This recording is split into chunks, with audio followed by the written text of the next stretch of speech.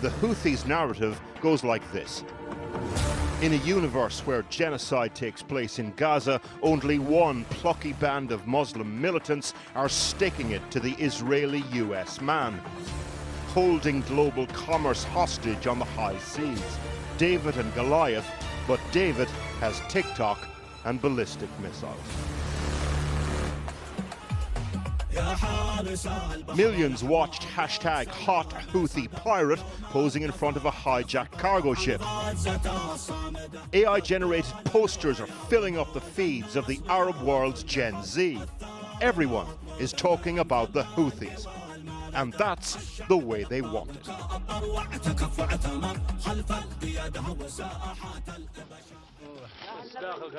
The Houthi origin story is much more analog. Starts in the 90s in the mountainous highlands of northern Yemen. That was then. This is yesterday. The cultural and religious revivalist group with guns control about a third of the country, including the capital, Sanaa. Its roots in Yemen's Shia Muslim minority, the Zaydis, but anyone sharing their worldview can join. Faith, fatherland and fighting foreign influence are what defines them, and crucially, what aligns them with Iran and Hezbollah.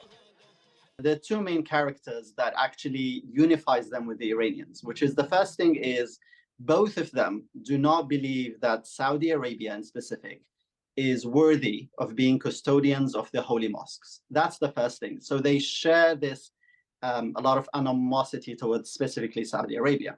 Second is what they view is the West's role in the region. They seek to disrupt what they believe is a US-led regional order. And on the top of that is the backing of Israel in the region.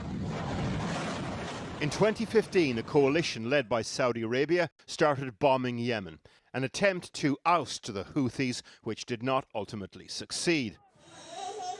The war, though, led to widespread famine in Yemen. The Houthis' relatively short backstory, then, is forged in conflict and in surviving conflict. It is how they define themselves.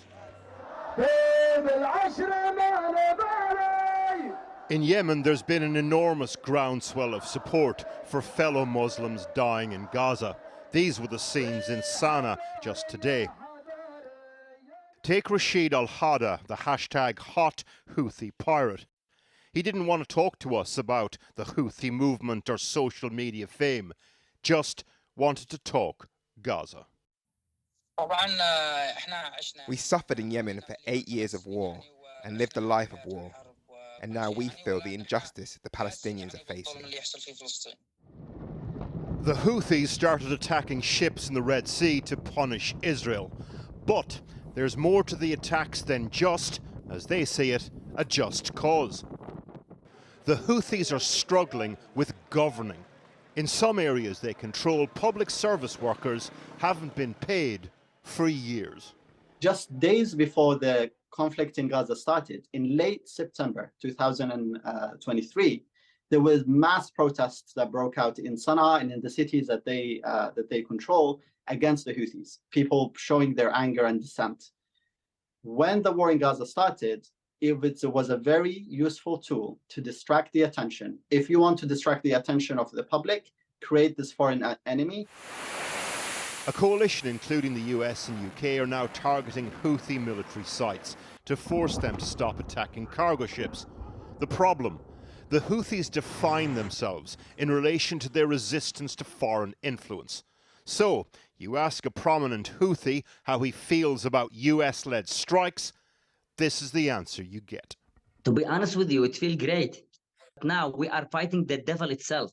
And instead of fighting each other as Arab nation and as Muslim, we prefer to fight the devil, as they say, or the mother of the terrorism. The Houthis' involvement in the conflict has given them a global platform and extra leverage in ongoing peace talks with Saudi Arabia.